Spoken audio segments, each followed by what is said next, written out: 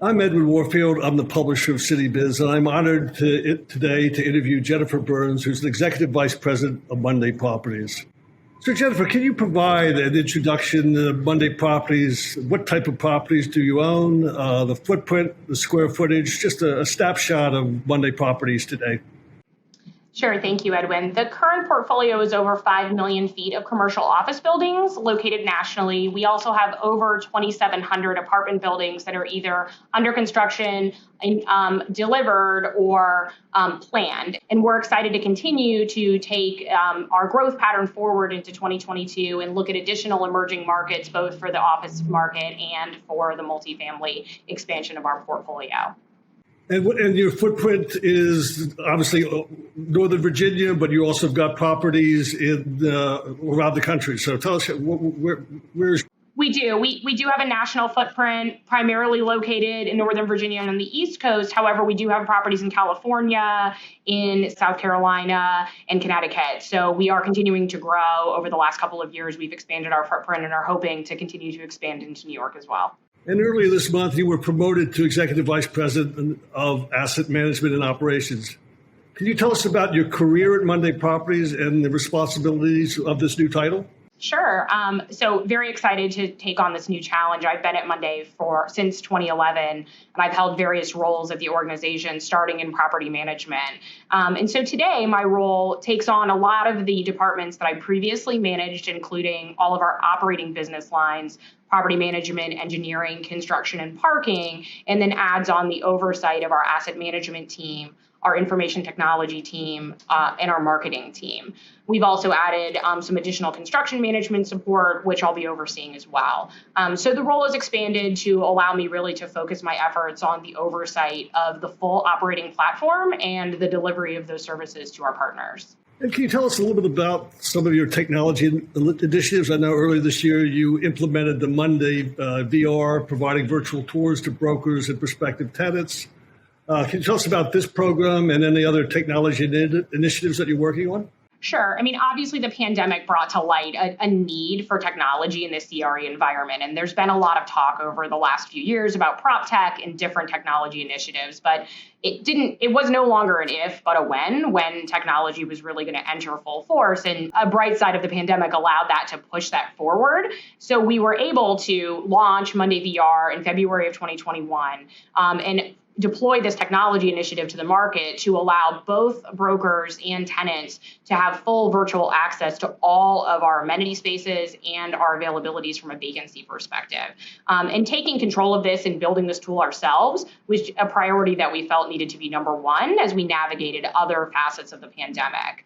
And as you also noted, we did partner with Castle Systems and some other technology firms in order to provide technology that would be specifically focused to the operations of our buildings, including touch-free technology, indoor air quality monitoring, and additional technology initiatives that we'll be announcing later this year that will continue to augment the tenant experience, because we want to make sure that we take that full circle. So as we put other layers of technology in place, including your ability to know how many people are in the gym at any given time, we also want to bring in your access control components and other pieces of the tenant's day-to-day experience into that technology stack for our portfolio. And what impact did COVID have on Monday Properties, and how did you respond? I mean, obviously, the pandemic has been challenging for everybody, and there isn't a pandemic playbook, unfortunately. And so we really started from ground zero. And so pretty much within the minutes of sending our employees home, we started to work on a plan on how we were going to be able to return our employees back safely and then be able to navigate the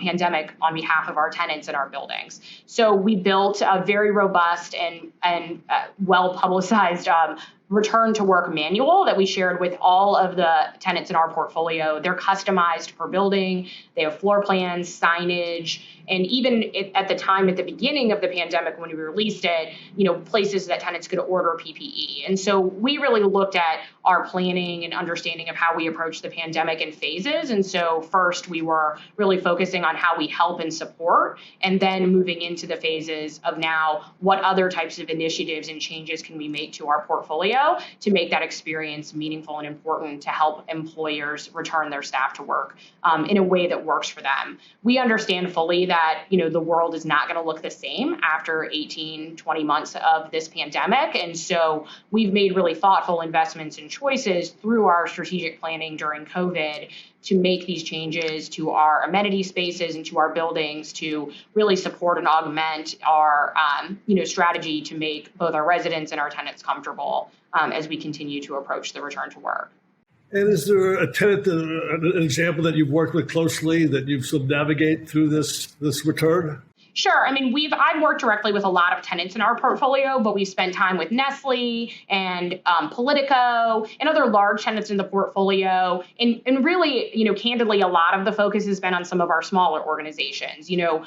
For larger employers, they're able to have a COVID task force and have, more robust abilities to implement safety protocols. And so while we've really tried to touch everybody personally and focus on a customized experience, I think that a lot of the thing that's been meaningful for us is really spending time with tenants that don't have those resources and talking about our experience and how we returned our employees back to work and, things that work for us and resources that we were able to provide. And so I couldn't be prouder of my staff. I mean, everybody's had to do jobs, on the home and in the work front that they never expected to have to do, including educating their children and navigating, public transportation changes. And so we just had to really focus on, making changes to the way that we managed office buildings and providing different types of service to our tenants and our residents that wasn't expected. And so I really think that instead of one company, it's really just been a very customized approach that has worked really well for us. And we've started to see the occupancy increase despite, other factors in the market, including the Delta variant and some of the vaccine hesitancy. And now that we've sort of gotten to a place where, this local market